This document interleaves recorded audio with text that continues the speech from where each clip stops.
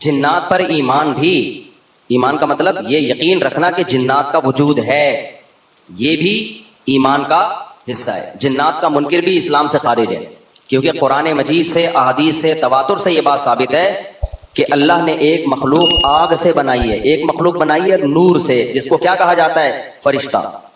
اردو میں، فارسی میں فرشتہ، انگلش میں اینجل، اور عربی میں ملک۔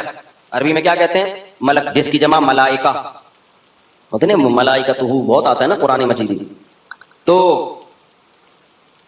گورے بھی مانتے ہیں اس کو، کیونکہ یہ تو آسمانی کتابوں سے، تواتر سے ثابت ہے۔ تو اب یہ فرشتہ چونکہ مادی مخلوق نہیں ہے تو ہمیں وہ مخلوق نظر نہیں آتی۔ اب سائنس کا یہ کہنا ہے، سائنس تو یہاں تک، بھائی سائنس مادی چیزوں پہ تحقیق کر سکتی ہے بھائی جان، کچھ چیزیں سائنس کی دسترس سے کیا ہیں؟ خارج ہیں۔ اگر وہ دلائل سے ثابت ہو جائیں، دوسرے دلائل سے، تو ان کو مان لیا جائے، نہیں ثابت ہو تو نہیں مانا جائے۔ اب سارے پیغمبروں نے فرشتوں کے وجود کا بتایا ہے، حضرت موسیٰ، عیسیٰ علیہ السلام، موسیٰ علیہ السلام، داؤد علیہ السلام، تواتر سے، تبھی یہود و نصارہ اور مسلم سارے متفق ہیں کس کے وجود پر؟ فرشتوں کے۔ اسی طرح اللہ نے ایک مخلوق کو آگ سے بنایا، اس کو کیا کہا جاتا ہے؟ جن۔ چونکہ وہ انسانوں سے چھپی ہوئی ہے اس لیے اس کو کیا کہا جاتا ہے؟ جن۔ جن چھپی ہوئی چیز کو کہتے ہیں۔ مجنون کسے کہتے ہیں؟ جس کی عقل چھپی ہوئی ہو، پردہ پڑ گیا ہو، دیوانہ ہو گیا ہو۔ جنین اس بچے کو کہتے ہیں جو ماں کے پیٹ میں ہو، وہ بھی چھپا ہوا ہوتا ہے نا۔ فلما جن علیہ اللیل، قرآن کہتے ہیں جب رات چھا گئی، اندھیرا کر دیا رات نے، تو ہر وہ چیز جو چھپی، جنون اسی سے نکلا ہے۔ جنون پاگل ہو گیا نا، گویا دماغ ہی غائب ہو گیا ہے، ٹھیک ہے نا۔ تو ہر وہ چیز جو چھپی ہوئی ہوتی ہے نا، اس میں جیم ڈبل نون والا مادہ پایا جاتا ہے۔ تو جن کو بھی جن اس لیے کہتے ہیں کہ وہ ہوتا ہے لیکن نظر، بولو، نہیں آتا۔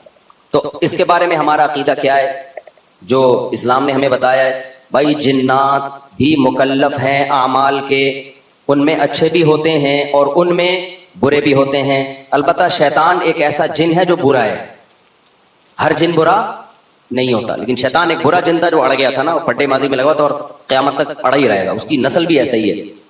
لیکن جنات میں اچھے بھی ہوتے ہیں اور جنات میں برے بھی ہوتے ہیں۔ جنات تعلیم کہاں سے لیتے ہیں؟ انسانوں سے لیتے ہیں۔ جنات میں کوئی الگ سے پیغمبر نہیں آتے، انسانوں ہی کو اللہ نے یہ فضیلت دی ہے کہ جنات فالو کس کو کریں گے؟ انسانوں کو۔ تبھی جتنے مذہب انسانوں میں ہے نا، اتنے ہی مذہب کس میں ہے؟ جن اگر میرا بیان سنتے ہیں تو 20 رکعت تراویح کے قائل ہو جاتے ہیں، کسی اہل حدیث کا بیان سنیں گے تو 8 کے قائل ہو جاتے ہیں، جہلم والی سرکار کا بیان سنیں گے تو جنوں کی بیویاں عدالت سے جا کے ان کی عدالتوں سے خلا لے رہی ہوتی ہیں کہ وہ شوہر جن شوہر دینے پر راضی نہیں ہوتا۔ وہ سارے جھگڑے جو انسانوں میں ہے نا، جن میں ہو سکتا ہے کچھ 4 شادیاں کرتے ہو جو میرا بیان سنتے ہو اور پٹ بھی رہے ہو جنیوں سے، چڑیلوں سے،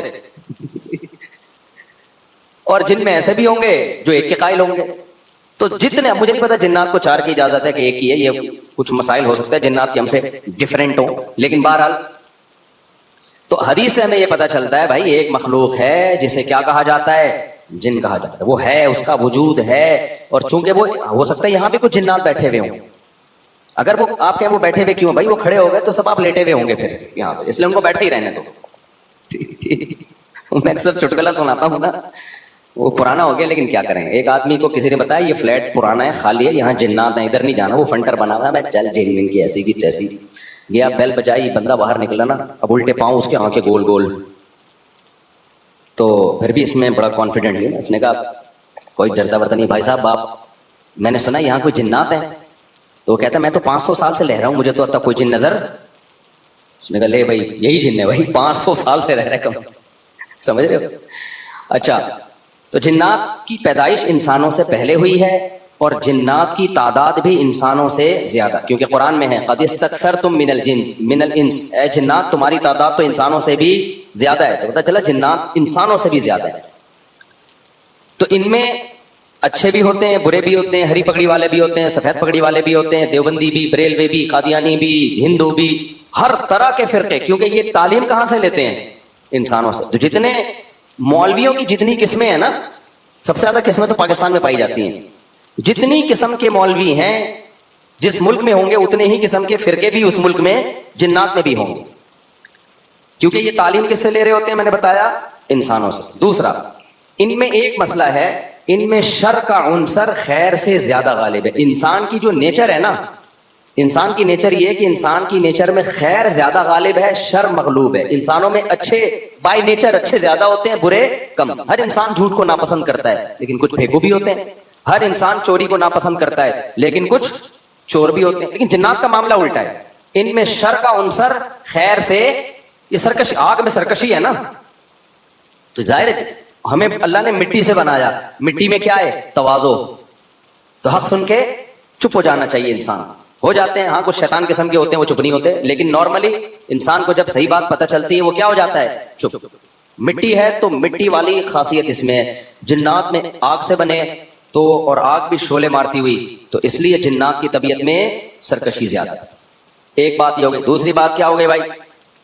جنات جو ہے نا، جنات یہ انسان سے زیادہ طاقتور ہوتے ہیں لیکن مرعوب ہوتے ہیں یہ انسان سے.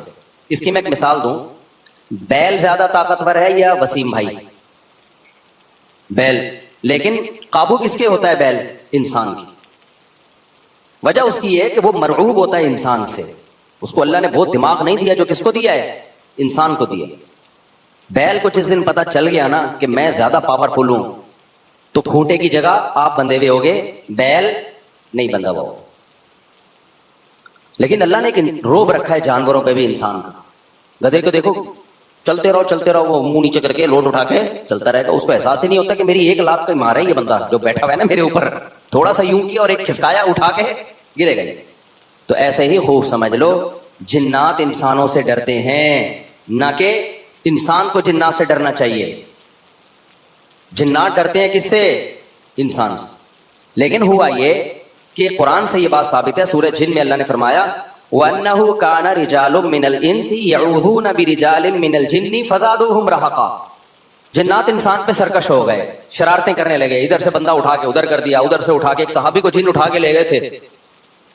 حضرت عمر رضی اللہ تعالیٰ عنہ کے دور میں ایک خاتون کا شوہر گم گیا تو اس کی بیوی آئی حضرت عمر کے پاس کہ میرا میاں ہے ہی نہیں، پتہ نہیں کہاں گیا. حضرت عمر نے 4 سال کے بعد نا اس خاتون کا نکاح فسخ کرا دیا. یہ امام مالک کی دلیل ہے کہ 4 سال کے بعد نکاح فسخ ہو سکتا ہے. امام ابو حنیفہ کے جو فتوے ہیں نا زیادہ تر انہوں نے حضرت علی اور عبداللہ بن مسعود کو فالو کیا ہے. وجہ اس کی یہ ہے کہ وہ کہتے تھے کہ یعنی جو اس بارے میں حناف کہتے تھے حضرت علی نے تینوں خلفاء کا زمانہ بھی دیکھا ہے اور نبی کا زمانہ بھی، تو ان کا علم باقی تینوں خلفاء سے زیادہ ہے. اس لیے فقہ حنفی میں حضرت علی اور عبداللہ بن مسعود کو بہت ترجیح دی گئی ہے. جہاں ٹکراؤ ہوتا ہے نا باقی خلفاء اور سیدنا علی میں تو وہ ترجیح کس کو دیتے ہیں؟ کیونکہ حضرت علی ان تمام محفلوں میں ان فتووں میں تینوں خلفاء کے ساتھ ہوتے تھے تو وہ سب کے دلائل بھی جانتے تھے اور ان پہ پھر بعض چیزوں سے سیدنا عمر نے رجوع بھی کیا ہے حضرت علی کے کہنے پر. تو عمر کم تھی نا، علم حاصل کرنے کا موقع ان کو زیادہ ملا. تو اس لیے حضرت علی کا موقف جو میں نے خلا والے اس میں ریکارڈ کروایا کہ بھائی نہیں، جب تک ہمیں پتہ نہیں ہوگا مر گیا ہے کہاں گیا تو ہم کیسے نکاح ختم کر دیں. بہرحال حضرت عمر نے کا یہ قول تھا تو مالکی فقہ میں ہے، تو فقہ حنفی نے بھی اس میں فقہ مالکیہ پہ فتویٰ دیا ہے.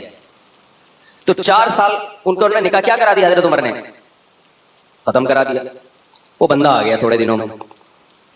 تو روایت میں آتا ہے حضرت عمر خوفزدہ ہو گئے کہ بھائی ایک بندہ کہہ رہا ہے میری بیوی آپ نے کسی اور کو کیسے دے دی.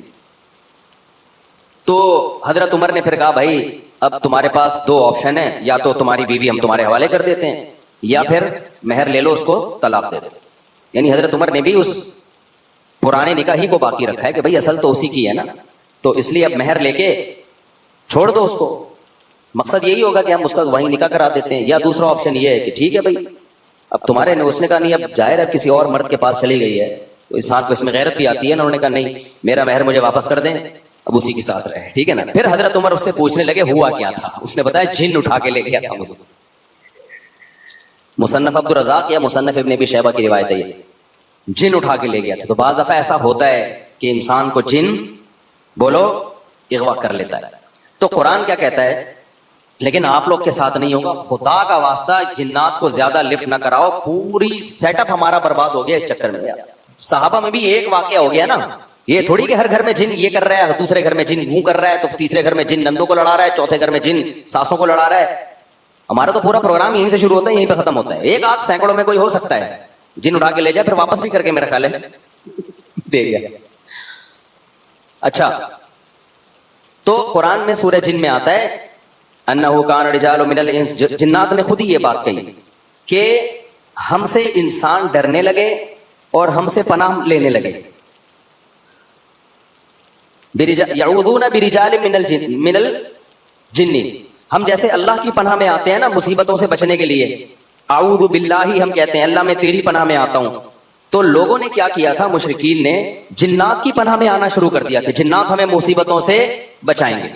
تو جب جنات کو یہ لگا نا کہ ہم ڈرتے ہیں انسان سے اور یہ ہمیں اتنی ویلیو دے رہا ہے کہ یہ مصیبتوں سے بچنے کے لیے ہمارا سہارا لے رہا ہے، تو اس چیز نے جنات کو انسانوں پہ سرکش بنا دیا اور جنات اپنی اوقات سے باہر نکل گئے. یہ بالکل ایسا ہی ہے جیسے کمزور سا باریک سا ٹی بی کا مریض ہو اور محلے کے بدماشوں کے دماغ میں کسی نے لا کر ڈرا دیا کہ بھائی یہ دیکھنے میں ایسا لگتا ہے، اندر سے یہ بہت زرخیز ہے، بہت خطرناک ہے. بار بار جب یہ پروپیگنڈا ہوگا تو وہ جو پتلا سا ہے نا اس کو بھی احساس ہونے لگے کہ شاید میں واقعی میں کوئی بہت بڑا فنٹر ہوں. وہ بھی سینہ چوڑا کر کے چلنا شروع کر دے. کسی دن کسی نے ایک چپٹ لگائی تو ڈھیر ہو جائے گا. تو جب انسان کی ناجائز تعریف ہوتی ہے وہ اپنے بارے میں غلط فہمی میں مبتلا. تو جنات بھی اپنے بارے میں یہ سمجھنے لگے کہ یار یہ اتنے بڑے بڑے انسان جو کیا کیا چیزیں ایجاد کرتے ہیں، لوہے کو پگھلا کے تلواریں بنا لی انہوں نے، اور جہاز ایجاد کر لیے، راکٹ ایجاد کر لیے، یہ کر لیا وہ کر لیا، تو یہ ہم سے ڈر رہے ہیں. ٹھک ٹھک ٹھک بڑے بڑے سائنسدان بھی ہم سے کانپ رہے ہیں کہ پتہ نہیں مجھ پہ کسی نے کچھ کر دیا ہے اور یہ جنات یہ کر سکتے ہیں. تو جنات کو لگا کہ بھائی یہ اس سے کھیلو، اس سے کیا کرو. جیسے آپ کے جیب میں بندوق نہیں ہے لیکن کوئی ڈر رہا ہے. ہمارے ایک دوست کے ساتھ کیا ہوا، ایک ڈاکو آیا، وہ ڈاکو بھی کوئی بیچارہ نیا نیا ڈاکو بنا تھا، بیچارہ تو نہیں کہنا چاہیے ڈاکو کو. تو انہوں نے کیا کیا، یوں کیا نا، یوں. یہ رفیع بھائی کا قصہ ہے، ہمارے رفیع بھائی نے بچے ہوئے ہیں اللہ ان کو بچا کے رکھے، ورنہ حرکت انہوں نے ایسی کی تھی کہ اب تک ڈیلیٹ ہو چکے ہوتے یہ، کیونکہ یہ ڈاکو آج کل ایسے نہیں ہے یوں کرو تو بھاگ جائیں. تو انہوں نے کیا کیا، انگلی سے نا یوں، وہ سمجھا پسٹل ہے، بس یوں یوں دکھایا، وہ بھاگ گیا. تو مجھے آگے بتا رہے ہیں کہ ڈاکو آیا تھا، میں نے جیب سے یوں کیا، یوں. میں نے کہا رفیع بھائی کوئی دعائیں کام آ گئی ہیں آپ کے. ابھی پرسوں پھر 2 بندے ڈاکو نے شہید کر دیے، 2 بندے جوان گلشن معمار میں. ایک کے تو جبڑے میں گولی لگی ہے، بہت بڑے تاجر تھے وہ، یہ ہمارا گارڈ ہے نا، اس کے پیچھے نمازیں پڑھی انہوں نے. وہ تو جبڑے میں گولی لگی ہے، منہ کے اندر گھسی ہے، وہ تو ہاسپٹل میں ایڈمٹ ہے. ان کے ساتھ جو دوسرا تھا وہ تو شہید ہوئی، پرسوں کی بات ہے. تو مرتے رہو، تمہاری قسمت میں یہی ہے بھائی. جب تک احتجاج نہیں کرو گے نا، ان کے خلاف نکلو گے نہیں، ان کے گھروں کو گھیرو گے نہیں، دھرنے مار کے بیٹھو گے نہیں نا، بددعائیں 27ویں رات کو اٹھ کے ریکارڈ کروا کے نہیں دو گے، اس وقت تک کراچی کے مسئلے حل ہونے والے. کیونکہ ہماری گورنمنٹ کو پتا ہے کہ ان سے بڑا بےغیرت، کراچی والوں سے بڑا بےغیرت اس کائنات میں کوئی ہے نہیں. تو ان بےغیرتوں کو کوٹتے رہو، پیٹتے رہو، یہ اسی کام کے لیے بنے ہیں.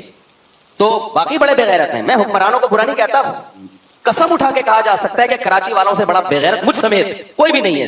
تو ہماری قسمت میں مرتے رہو، جنازے اٹھتے رہیں گے. کبھی کوئی بددعا فلسطین اسرائیل کے خلاف بددعائیں دے رہے ہیں، دینی چاہیے. ان بےغیرتوں کے خلاف بھی تو بددعائیں دو یار. ہم نے یہ چیزیں برداشت کی ہیں. گٹر کے ڈھکن نہیں ہے، گٹر ہماری ایک مسجد کے باہر سے 4 سال سے گٹر ابل رہا ہے. 4 سال کئی دفعہ ہم نے اپنے خرچے پہ صاف کروایا، پھر بھی ابل رہا ہے. کسی سندھ گورنمنٹ کے کسی بندے کو توفیق نہیں آ کے یار کتنے نمازی آ رہے ہیں گٹر کے پانی سے گزر کے آ رہے ہیں، وہ سب شکایتیں کر رہے ہیں. کوئی مسجد کمیٹی کو برا کہہ رہا ہے، کوئی کس کو برا کہہ رہا ہے. تو سب یہی کر رہے ہیں بھائی. مسجد کمیٹی کہہ رہی ہے ہمارا کیا قصور ہے یار، ہم کتنی دفعہ صاف کروائیں، اور ایک گٹر ہو تو صاف کروائیں نا، پوری گلی کے آپ دیکھ لو حال جا کے. ہم نے پھر بھی برداشت کر لیا. لیکن یار انسانی قتل کون برداشت کر سکتا ہے؟ ہر دن 4 6 5 10 جوان موتیں کراچی میں ہو رہی ہیں، جوان موتیں. جن کے گھروں میں جنازے اٹھتے ہیں ان سے جا کے پوچھو کیا حال ہوتا ہوگا. لیکن یہ قوم بے حس ہے، یہ سڑکوں پہ نہیں نکلے گی. اس کی قسمت میں ہے کہ پٹو مرو، تمہاری قسمت میں ہے یہ. تو بھائی نکلو، جا کے گھیرو یار حکمرانوں کے گھروں کو گھیرو. بولو بغیر تو یہ انسان ہے، یہ گدے گھوڑے نہیں یہاں پہ رہتے ہیں. ہر جب میں مسجد سے نکلتا ہوں نا پھر خبر آتی ہے 2 بندے آج وہاں قتل کر دیے، 3 بندے، اور سارے اپنے ریلیٹو ہوتے ہیں. کوئی فلانے کا فلاں جاننے والا، کوئی اس کا. یہ دنیا کے کسی ملک میں ایسی دھاندلی ہوتی ہے کہ یار دنیا کے کسی ملک میں یہ بغیرتی ہوتی ہے؟ تو مارے کھاتے رہو، مرتے رہو. بھی پرسوں جماعت اسلامی کے کسی کارکن کو شہید کر دیا. کتنے نیک آدمی تھے وہ، کتنے ان کے چہرے پہ کیسی رونق تھی. کیا گھر میں ان کے کوہرام میں چھوا ہوگا یار. ذرا ذرا سی بات پہ بندہ مارنا ان کے لیے. پچھلے سال سویڈن سے ایک میاں بیوی کا جوڑا آیا ہوا، بچہ چھوٹا ساتھ میں، سویڈن سے چند دنوں کے لیے آئے تھے وہ کراچی. بیوی کے سامنے جوان شوہر کی لاش تڑپ رہی تھی. بچے پہ کیا گزرے گی جو اپنے باپ کو اس طرح سے مرتا ہوا دیکھے گا. تو انتظار کرو اپنی باری کا، اور کچھ بھی نہیں. اور ایسی بے حس قوم ہے نا جو مرتا ہے وہ بھی احتجاج نہیں کرتا، اس کے بھی رشتہ دار آرام سے بیٹھے ہوئے ہوتے ہیں. یار سوشل میڈیا پہ ایک طوفان کھڑا کر دو، گالیاں دو ان حکمرانوں کو.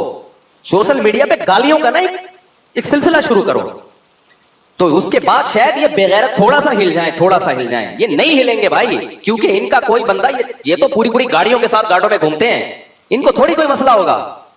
इनके तो पूरे पूरे, आपको पता ही है, इन्हीं के बंदे तो होंगे जो मार रहे हैं, पता जाता है इन कमबख्तों को। पुलिस को आप बुरा नहीं कह सकते, पुलिस के बस में जितना है पुलिस कर रही है। मैं तो पुलिस वालों से भी मिला हूं भाई, उनके तो फिर भी जितना उनके बस में है वो कर रहे हैं, उनके इख्तियारात महदूद हैं। कितने पुलिस वाले डाकुओं को मारने पर जेल की सलाखों के पीछे चले गए, कितने पुलिस वाले चले गए। कानून आपका ऐसा है, इसलिए दबाव डालो इन लोगों पर कि इख्तियारात किसके हवाले करो, कराची के रेंजर्स के हवाले कर दो। कम से कम एक रिलायबल इदारा तो है ना, उसको इख्तियारात दे दो भाई पूरे। हमें सिविल गवर्नमेंट नहीं चाहिए, लानत भेजते हैं इस गवर्नमेंट के ऊपर। हर दूसरे दिन यार कोई बंदा मर रहा है, कोई कत्ल हो रहा है, गजा बनाया हुआ तुम लोगों ने कराची को, तो इख्तियारात कोई आवाज ही नहीं उठा रहा इस पे। मैं जब चीखता हूं, जब मैं देखता हूं यार एक बंदा तो बोले ना, एक बंदा तो बोले। चीनी महंगी होती है, पूरा कराची चीख उठता है, आटा महंगा होता है, पूरा कराची। यार इंसान का खून सस्ता हो रहा है, उस पर आप इतने खामोश हो, सोशल मीडिया पे कोई आवाज ही नहीं उठा रहा। जितनी लाशें हैं ना, वहां मीडिया को चाहिए पहुंचे उन लाशों को की वीडियो बना के यूट्यूब पे डाले, सोशल मीडिया पे डाले, इंस्टाग्राम पे डाले, टिकटॉक पे डाले, और सिंध हुकूमत को लानतों के साथ डाले कि ये है ये हुक्मरान जो हमारा ये असर कर रहे हैं, इसके बगैर नहीं होगा। तो मुझे बहुत, अब आज की बात है ना, अभी तरावी के लिए हम आ रहे थे, फिर वो हमारे गार्ड ने बताया कि यार मेरा पुराना नमाजी था और पिछले साल उसने कहा था कराची में रहता हूं, अगले साल का मुझे कोई भरोसा नहीं। ये उसके अल्फाज थे कि अगले साल में तरावी पढ़ सकूंगा नहीं पढ़। उस बेचारे को क्या पता तो रमजान में ही तुझे कत्ल करेंगे। तो ये हो रहा है मेरे भाई हिसाब, और ये हम ही हैं इस काबिल को होना चाहिए हमारे साथ ऐसा, समझ रहे हो। खुदा ने आज तक उस कौम की हालत नहीं बदली, न हो जिसको ख्याल आप अपनी हालत के बदलने का। तो कराची वालों के मुकद्दर में जिल्लत है, क्योंकि हम हैं जलील, ठीक है ना, मुझ समेत, मैं अपने आप को भी दाखिल कर रहा हूं। हम जलील कौम है, हमारी कसूर ये है कि हम कराची में रहते हैं, और ये टुच्चे किस्म के हुक्मरान हम पर मुसल्लत है। ये कत्ल होते, ये पंजाब में होता ना, खुदा की कसम इतनी नौबत नहीं आती। पंजाब वाले इतने बेगैरत नहीं है, वो उठ खड़े होते, इतने कत्ल अगर वहां हो रहे होते। केपीके में होता, वो खुद कूटते डाकुओं को पकड़ के, खुद महल्ले के लोग जमा हो जाते, वो खुद ये सब कुछ करते होते, ऐसी की तैसी। ये हमारा मुकद्दर है भाई जिल्लत। तो गटर के ढक्कन नहीं है, हम बर्दाश्त कर रहे हैं। कचरा खाना, कुंडी भंगी खाना बना हुआ है कराची, बर्दाश्त कर रहे हैं। लेकिन यार इंसानों का बहता हुआ खून हम बर्दाश्त, बोलो, नहीं कर सकते। कल तुम्हारे घर में भी हो सकता है। 2 साल पहले एक बूढ़ा आदमी इसी मस्जिद में, मेरा नमाजी, 4-6 बेटियां उसकी, एक इकलौता बेटा जवान जो अभी कमाने के काबिल हुआ था, 24 से 25 साल उम्र, मैरिड, उसको डाकू ने गोली मार दी। वो बाप बेचारा ऐसे ऐसे कांपता हुआ मेरे पास आता ना, मैं क्या सब्र की तलकीन को। कह रहा मेरा एक ही घर में कमाने वाला लड़का था, एक मोबाइल पे जरा सा कुछ पता नहीं क्या किया होगा, उसको मार दिया उन्होंने। और फिर क्या हुआ है उसका, वो पकड़े गए डाकू ना। अब जो डाकुओं का पूरा गैंग आया, वो तो केस इत्तेफाक से चला गया अदालत में, वरना ऐसा होता नहीं है। ये तो कोई बहुत ही खुशकिस्मत बाप है जिसका कातिल पकड़ा गया। अब वो कातिल धमकियां दे रहे हैं। मैंने कहा इन बेगैरतों को छोड़ना नहीं है, इनका इलाज दियत नहीं है। गोली का इलाज इस्लाम में क्या है?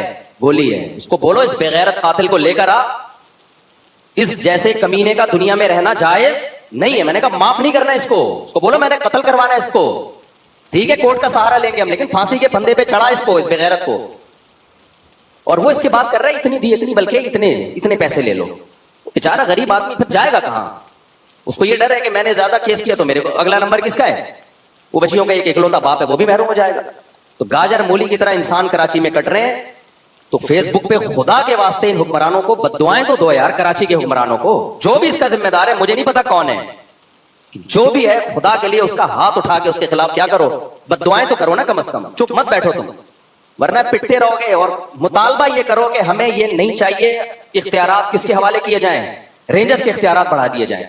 कराची में माजी में ऐसा हुआ है, मुस्लिम लीग का दौर था, रेंजर्स को इख्तियारात दे दिए गए कराची में अमन के लिए। 1 हफ्ते में डाकुओं की लाशें बिछी हैं कराची में, क्या हो गया? अमन। वरना भत्ताखोरी इधर सरीना में हर दूसरे दिन कोई डाकू पहुंचा हुआ होता था, इतना भत्ता दे दे, बंदे उठा रहे हैं इतना, ऐसा भत्ताखोरी शुरू हो गई भाई, बदमाशी यार। रेंजर्स को इख्तियार दिए अल्हम्दुलिल्लाह, उन्होंने बहुत डाकू को मार मार के लाइन लगा दी उन्होंने। उसके बाद ऐसा अमन हुआ कि लोग मिसालें देने लगे, भाई वो काम हो गया जिसका कराची में कभी तस्वुर नहीं था। तो इनकी ये जो सिविल गवर्नमेंट है, इसका कराची की कम से कम बात कर रहा हूं, इनका काम नहीं है भाई, इनसे होने का نہیں، پنجاب کا معاملہ الگ ہے. وہاں کے جو بھی آتا ہے کم از کم پنجاب سے مخلص ہوتا ہے. جو بھی آتا ہے پنجاب میں جو گورنمنٹ بنتی ہے چاہے جو بھی ہو، کم از کم پنجاب کی حد تک وہ کیا ہوتی ہے؟ مخلص. ہمیں تو جو ٹچے ملتے ہیں بھائی ہمارے ساتھ مخلص نہیں ہے یہ. تو کچھ تو جو جن کو ووٹ ملنا چاہیے تھا ان کا تو کچھ بھی نہیں ہوا نا. ان کا تو پروگرام ہی پھونکوں والی سرکار نے خراب کر دیا. تو اب آواز تو اٹھاؤ نا اپنے حقوق کے لیے بھائی. بولو یار یہ ان کو نیچ ہمیں نہیں چاہیے. یہ ہمیں یہ کراچی میں کم از کم یہ کرائم کنٹرول کرنے کے لیے اختیارات کس کو دیے جائیں؟ رینجرز کو اختیارات دیے جائیں. پھر وہ بندے پکڑ پہلے میں نے خود دیکھے رینجرز کے مقابلے. ہم یہاں سے جا رہے تھے رینجر والے ادھر بندہ مار رہے ہیں ادھر گولی چلا رہے ہیں ادھر. ایسا مزہ آ رہا تھا کہ یار چلو کچھ تو کام ہوا نا. عوام کس حد تک کرے گی یہ جناب؟ سارا وہ درس ایک طرف نکل گیا. کیا کریں یہ حضرت کیا فرما رہے ہیں؟ آپ بندہ مار سکتے ہیں اپنے سیلف ڈیفینس کے لیے. پوری دنیا میں قانون ہے بندہ مار سکتے ہیں. اور اگر قانون نہیں ہے نا اس کا مطلب وہ قانون کسی گدھے نے بنایا بیٹھ کے کہ ایک بندہ آپ کو گولی مار رہا ہے اور آپ کہیں نہیں میں پولیس کو فون کروں گا. بے وقوف والے قانون دنیا میں کوئی بھی فالو نہیں کرتا.